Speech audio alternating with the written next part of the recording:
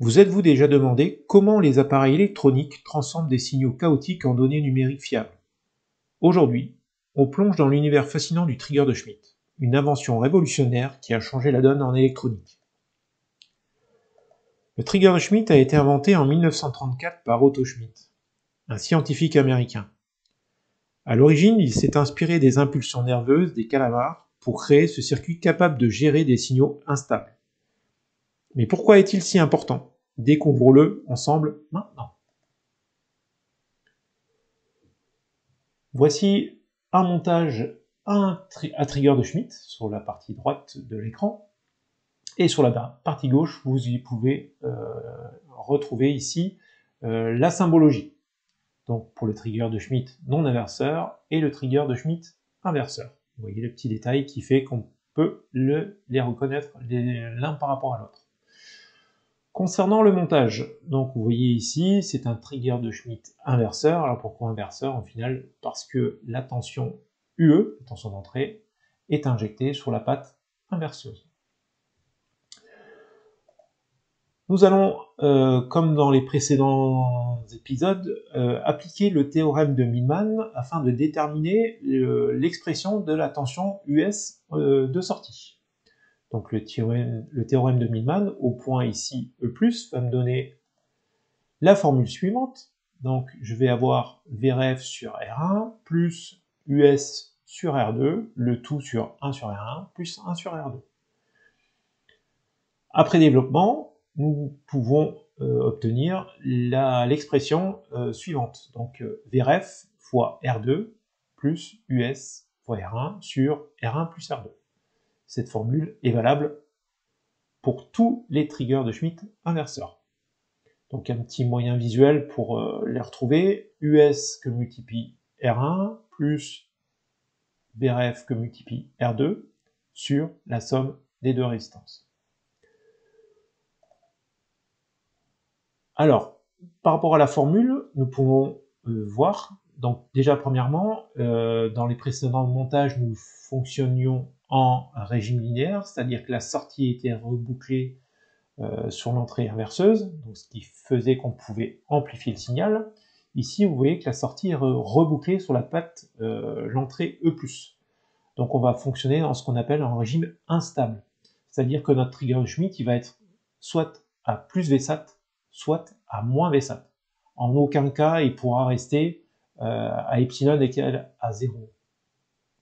Donc ce qui veut dire qu'en sortie, j'aurai soit du plus Vsat, soit du moins Vsat. Donc dans ma formule, j'aurai, comme on le note ici, deux seuils de basculement.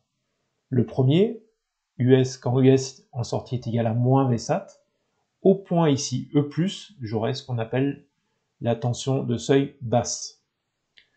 Deuxième cas, lorsqu'en sortie, j'aurai plus Vsat. En sortie, donc ici, au niveau de l'entrée E+, j'aurai ce qu'on appelle la tension haute. Donc U basse, U haute. Donc deux cas. Donc quand vous aurez à calculer ces deux seuils, il suffira de prendre votre expression ici et remplacer US par, en fonction de l'alimentation que vous avez, par exemple du plus 12 ou du moins 12. Le VRF, savoir qu'ici, on peut appliquer une tension. Si jamais votre VRF est relié à la masse, vous verrez que lorsqu'on applique la formule mathématique, nous trouvons des tensions de seuil symétriques. C'est-à-dire qu'on peut avoir par exemple du plus 5 et du moins 5. Sinon, vous aurez des tensions différentes et non symétriques par rapport à 0. Nous allons à présent faire un exemple. Donc vous pouvez mettre la vidéo sur pause si vous voulez, faire les calculs. Donc là ici j'ai un montage avec en sortie, donc cet AOP est alimenté en plus 15, moins 15. Nous avons ici une résistance de 40 kg, ici une résistance de 20 kg.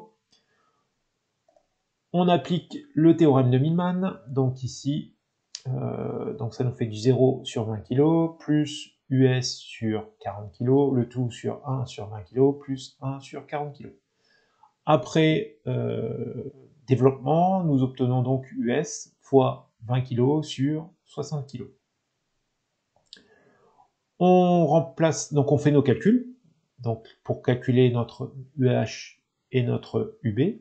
Donc pour calculer UH, on prendra plus 15 volts, et pour calculer notre UB, on prendra du moins 15 volts. Donc les deux seuils sont les suivants. Nous obtenons donc un UB à moins 5 volts et un UH à plus 5 volts. Donc c'est ce que je vous disais tout à l'heure. Lorsque la tension de référence ici appliquée sur notre trigger de Schmitt est reliée à la masse, on a bien des tensions de seuil qui sont symétriques. Donc ici, moins 5, plus 5. Voyons ce qui se passe théoriquement à l'aide de ces graphiques. Donc ici, en signe en rouge, nous avons la tension d'entrée appliquée sur E-, et en vert, donc les deux seuils, UH et UB. Voyons ce qui se passe. À l'origine, à la mise en route, nous avons donc à la mise en route, au point E+, nous avons UH, donc 5 volts. Je vous rappelle que le trigger de Schmitt fonctionne comme un comparateur, hein, c'est un comparateur double seuil, contrairement au comparateur simple seuil où il y a un seul seuil. Ici, nous avons donc un comparateur double seuil, donc qui fait en permanence la différence entre E+ et E-. E+ moins E-, si jamais le résultat est positif, j'ai plus Vsat en sortie. Si jamais le résultat est négatif, j'aurai moins Vsat en sortie. Donc voyons ce qui se passe. Donc regardons ici au point de vue graphique.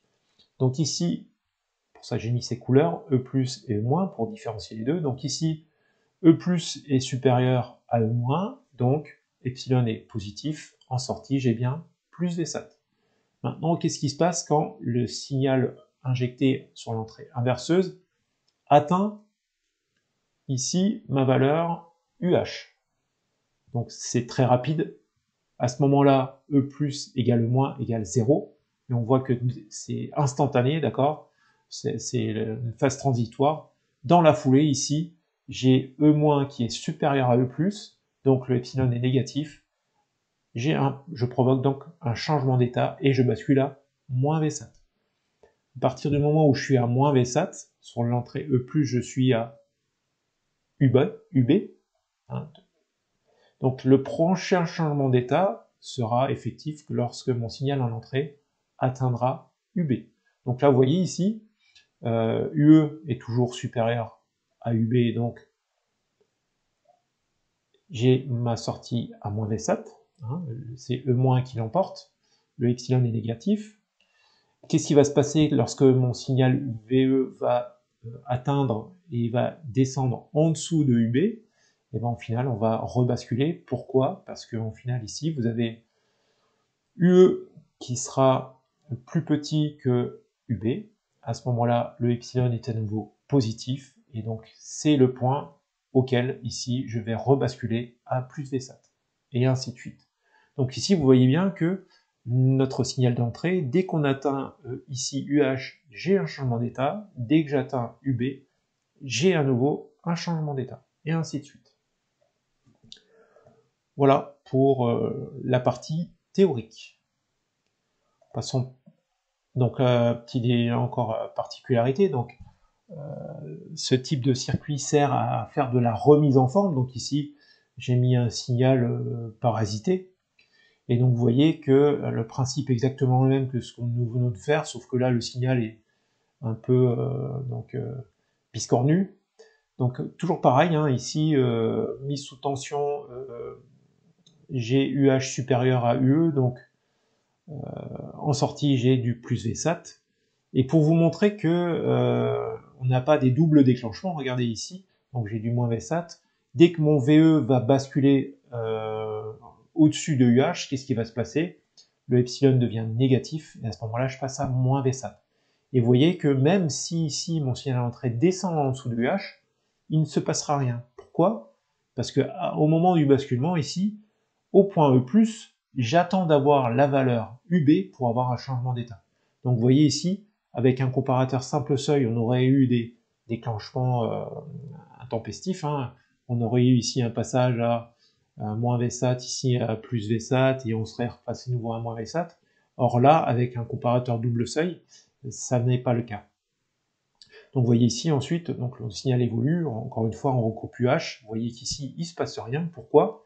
Parce que je n'ai pas encore atteint la valeur UB. Et mon trigger de Schmitt donc va avoir un changement d'état à quel moment? Quand ma tension VE descendra en dessous de UB. À ce moment-là, epsilon deviendra à nouveau positif. Je repasse en sortie à plus Vsat. Si je repasse à plus Vsat en sortie, au point E+, je suis de nouveau à UH. Ça veut dire que le prochain changement d'état sera à nouveau à UH. Et c'est bien le cas si on regarde ici le graphe. Donc vous voyez, c'est pareil, hein. J'ai atteint UH, changement d'état, et ainsi de suite. Alors à quoi voit-on qu'on a un trigger de Schmitt inverseur? Quand le signal en entrée est au maximum, en sortie, je suis au minimum, donc j'aurai moins Vsat. Et quand je suis au minimum, en sortie, je suis au maximum. Ce qui vous permet de déterminer que nous avons affaire à un trigger de Schmitt inverseur. Passons à présent à la pratique. Donc la pratique, voilà une maquette avec un trigger de Schmitt, exactement le même que nous venons de voir, hormis ce petit pont diviseur qui nous permet de rajouter une composante continue au signal. Donc là, je suis en train de faire le câblage complet. J'injecte, donc j'alimente mon AOP, en plus 12, moins 12, je vais mettre sur pause pour vous expliquer. Donc voilà, j'ai alimenté en plus 12 et en moins 12. J'ai injecté un signal sinusoïdal ici à l'entrée, donc sur la patte E-. Ici, j'ai un pont diviseur qui me permet de éventuellement rajouter une composante continue sur mon signal sinusoïdal. Là, je le laisserai au minimum pour cette partie. Ici, ma tension de référence, si on regarde bien, je l'ai reliée à la masse. Et ensuite, on retrouve donc notre résistance R1 et notre résistance R2. De mémoire, tout à l'heure, je vous ai montré une petite astuce pour refaire la formule, pour calculer les tensions UH, enfin les deux seuils, UH et UB. Donc regardez, hein, Vout fois R2 plus Vref fois R1 sur R1 plus R2. Donc là, je vous fais grâce des calculs. Après calcul, nous obtenons des tensions UH et UB. Ici, vous le voyez, hein, la tension de référence est branchée à la masse, donc elles seront symétriques, ces deux tensions de seuil. Et après calcul, là, sur ce montage-là, je trouve du plus 1 volt et du moins 1 volt. On va le voir dans la foulée sur l'oscilloscope numérique. Donc ici, je vais visualiser la sinusoïde et ma tension UH et UB. Donc voilà, on a notre sinusoïde et ici, on distingue UB, UH. Et on voit bien ici, lorsque VE passe UH, j'ai un changement d'état et ainsi de suite. Voyons ce qui se passe si on met un signal triangulaire. Vous voyez, ça fait exactement la même chose. Dès qu'on atteint UH, changement d'état. Dès qu'on atteint UB, changement d'état. Et ainsi de suite. Voyons à présent, lorsque je regarde le signal de sortie et UH et UB en même temps. Donc là, hop, je règle mon oscilloscope. Et voilà. Donc là, c'est pareil. On a plus Vsat, moins Vsat. Quand j'ai plus Vsat, j'ai UH. Quand j'ai moins Vsat, j'ai UB. Le trigger de Schmitt n'a à présent plus de secret pour vous. Alors, prêt à explorer plus loin l'univers fascinant de l'électronique? Abonnez-vous et laissez vos questions en commentaire. Je vous dis à très vite dans une prochaine vidéo. Merci encore pour votre attention. Allez, bye.